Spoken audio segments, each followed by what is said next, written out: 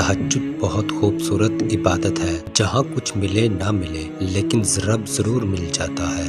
ایک سکون ہے جب عادت ہو جائے، بنا پڑھے سکون نہیں ملتا۔ تہجد پڑھنے والوں کی تو دعائیں بھی قبول ہو جاتی ہیں جن کا ذکر انہوں نے کبھی اپنے آپ سے بھی نہیں کیا ہوتا۔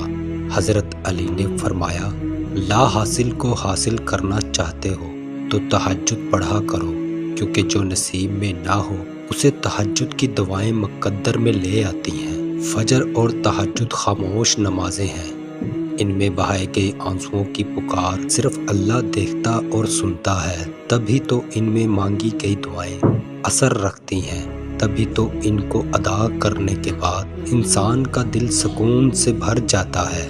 رسول اللہ صلی اللہ علیہ وآلہ وسلم نے ارشاد فرمایا، رات کو اس وقت نماز پڑھو جب لوگ سو رہے ہوں، تم لوگ سلامتی کے ساتھ جنت میں داخل ہوگے۔